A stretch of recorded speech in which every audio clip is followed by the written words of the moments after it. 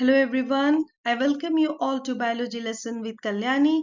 Let's have a quick revision about the key points in the chapter respiration in plants. So respiration is the process in which the organic substrates are broken down. Typically carbon-carbon bonds are oxidized and energy is released in a slow but in stepwise manner into ATP, which is also known as the energy currency of the cells. Now, depending upon the different substrates which are used, we can have different RQ in respiration. RQ is respiratory quotient, which is given by volume of carbon dioxide produced per volume of the oxygen consumed. Now, carbohydrates show a typical RQ value of 1. Proteins and fats, they have RQ value less than 1, value being 0.9 for proteins and 0.7 for fats. For organic acid, RQ value is more than 1. Malic acid, it shows RQ of 1.33, and oxaloacetate has a very high RQ of 4. If we have anaerobic or fermentation condition, then volume of oxygen used is 0, so RQ is infinity. For succulents, typically example is opuntia. During the night time, carbon dioxide volume becomes negligible or 0, so RQ value becomes 0. During the daytime, the volume equals down and RQ is 1. For fatty seeds, during maturation, lot of fats is produced, increasing the concentration of carbon dioxide, giving RQ value more than 1. For germinating seed, RQ is less than 1 as fat is being used as a fuel for respiration. Now respiration is an example of an amphibolic pathway because both catabolism and anabolism takes place. Anabolic pathway can be seen in biosynthesis of fatty acids, certain proteins and carbohydrates.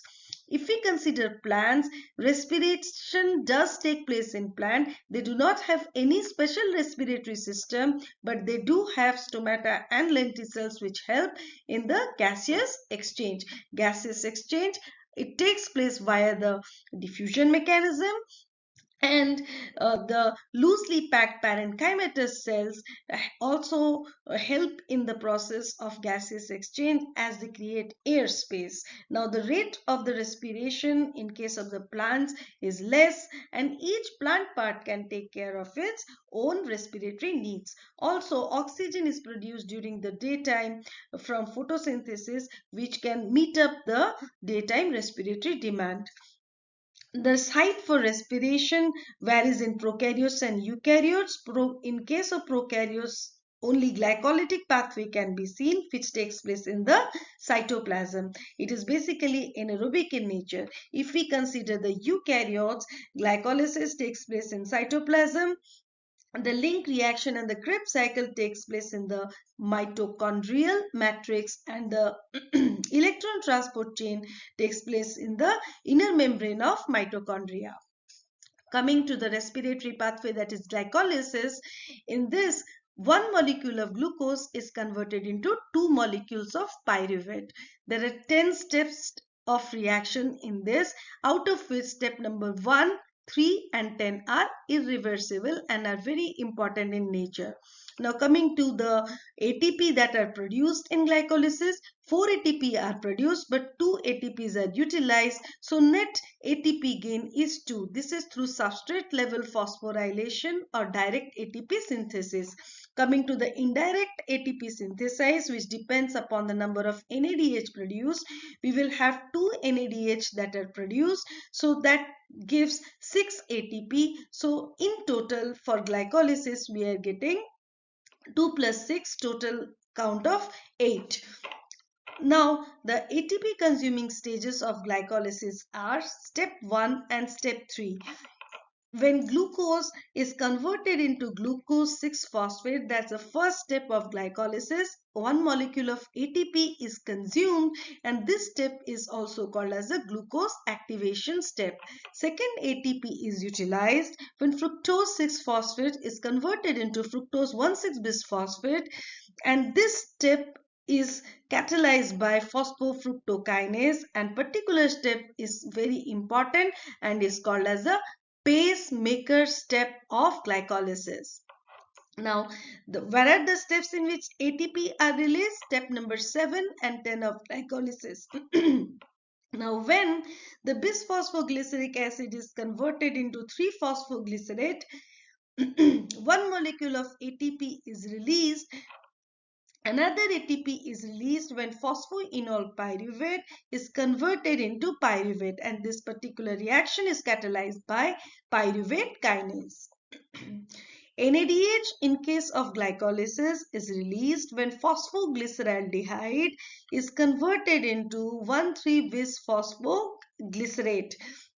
In this case, one molecule of NADH is released along with H plus, and typically there is first the oxidation of PGAL followed by phosphorylation with inorganic phosphate. Now PGAL, it releases two redox equivalents.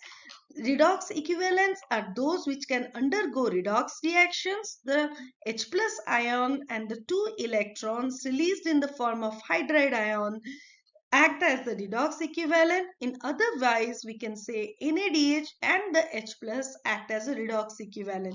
So per PGL, we are getting two redox equivalents. So if we consider the glycolysis, we have two PGL molecules. So we will have 4 total redox equivalents. Now the glycolytic pathway is a common respiratory pathway found in all the living organisms. Fermentation pathway is an example of partial oxidation of glucose. This type is found in the prokaryotes and unicellular eukaryotes such as yeast. Now, one molecule of glucose undergoes glycolysis, and after that it can undergo either lactic acid fermentation or ethyl alcohol fermentation. So, pyruvate from glycolysis is converted into lactic acid by the action of enzyme lactate dehydrogenase. Now, alternatively, pyruvate can be decarboxylated or release one molecule of carbon dioxide to form acetaldehyde by the action of pyruvate decarboxylase. Now, this acetaldehyde gets converted into ethanol by alcohol dehydrogenase action utilizing one NADH. So, lactic acid fermentation and ethyl alcohol fermentation both utilize one molecule of NADH. Now, energy yield in both the cases is found to be 2 ATP. Less amount of energy is released, generally the percentage being less than 7%. Now, if we have to see, then lactic acid fermentation does not yield any carbon dioxide.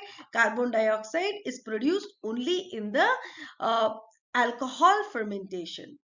Now, let's see the link reaction. In the link reaction, pyruvate is getting converted into acetyl coenzyme A by the action of the enzyme pyruvate decarboxylase.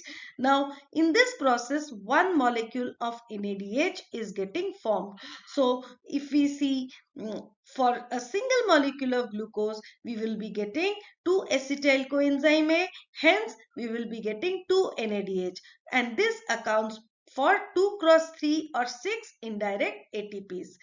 In this case, also for a molecule of glucose, we will be getting 2 molecules of carbon dioxide. This link reaction which connects the glycolysis and the Krebs cycle, it takes place in the matrix of the mitochondria.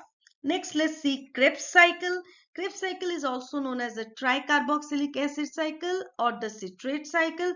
The compound which enters the Krebs cycle is acetyl coenzyme A, and the first compound formed is because of the condensation of oxaloacetate, which is a 4-carbon compound, and acetyl coenzyme A, which is a 2-carbon compound. So the first compound formed is citrate.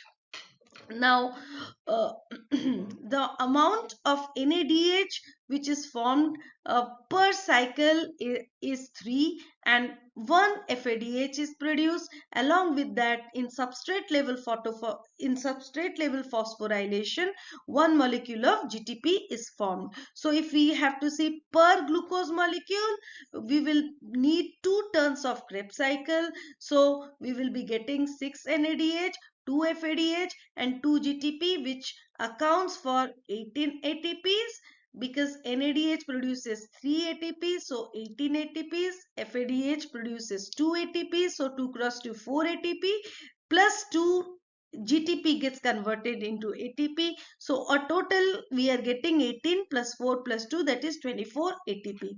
Now in Krebs cycle we will have two steps of decarboxylation. Essentially, when isocitrate is getting converted into alpha ketoglutarate, that is a 5C compound, and when alpha ketoglutarate is getting converted into succinyl coenzyme A, which is a 4-carbon compound. Also, we will get one substrate level phosphorylation.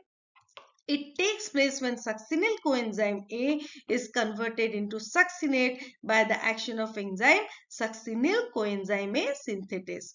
The step in which NADH produced is, we have three NADHs. So first NADH is produced when isocitrate is converted to alpha ketoglutarate. Second, when alpha ketoglutarate is converted into succinyl coenzyme A, and third NADH is produced when oxaloacetate is regenerated via the oxidation of the malate. So now it is important to note here that all the Krebs cycle enzymes, they are present in the matrix of the mitochondria except the succinyl dehydrogenase. This is the important enzyme which is helping the release of FADH2, which is another important redox equivalent. So FADH2 is produced when succinyl coenzyme A is converted into succinate. So for each molecule of glucose, we will be needing the 2 turns of Krebs cycle. So let's look at the respiratory balance sheet again. So in glycolysis, we got 8 ATPs, link reaction 6 ATPs, Krebs cycle we got 24 ATPs. So total we are getting 38 ATPs. But this is achieved only in case of bacteria, only in ideal conditions when glucose is the only substrate which is taken. No other substrates are being taken. Now here we get an ATP number 36 in case of the eukaryotes.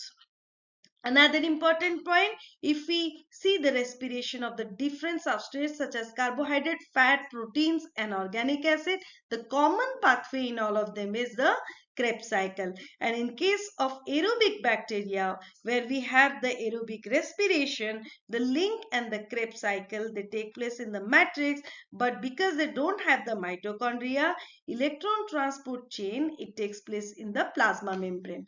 Next, let's see the electron transport system or the ETS.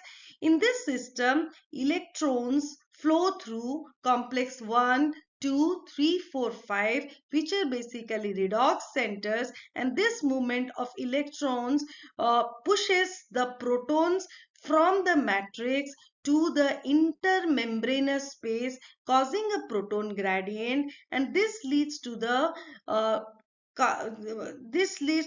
pushing of the protons or the proton motive force, and protons when travel through the complex 5, they lead to the formation of the ATP. So this generation of proton motive force is possible because when electrons move through the complexes, they release the energy. It is used to make the gradient, and the gradient is broken to release the ATP. Now the different complexes in ETS are complex 1, which is called as the NADH dehydrogenase complex, comprising of FMN, iron sulfur center and ubiquinone. Complex 2, which is called as a succinate dehydrogenase complex, comprising of FAD, FES and ubiquinone. Complex 3, which is called as the cytochrome BC complex, comprising of cytochrome B, FES, cytochrome C3 and cytochrome C. Complex 4 comprises of cytochrome C, is also called as the cytochrome C oxidase, comprising of the 2 copper centers, cytochrome C, cytochrome A and cytochrome A3. Here NADH enters through complex 1 and FADH2 enters to complex 2, and complex 3 and 4 are common in both. Cytochrome C is a mobile electron carrier present in the outer present in the outer part of the inner mitochondrial membrane, and it transfers the electrons between the complex 3 and 4.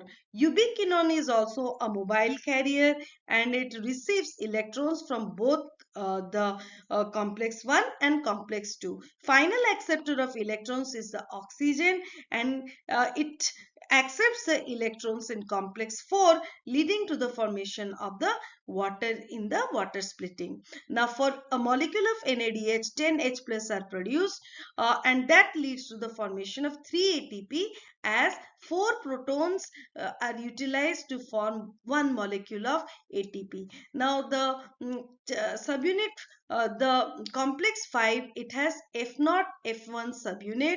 F0 is the integral protein, and F1 is the extrinsic protein, which is towards the matrix side. Now, for a single molecule of FADH, 6 protons are required, and it generates 2 ATP. I hope you got a quick recap about the different important points in respiration in plants chapter. Hope you enjoyed the session. Please hit the like button and subscribe to my channel. Thank you, everybody. Have a very good day.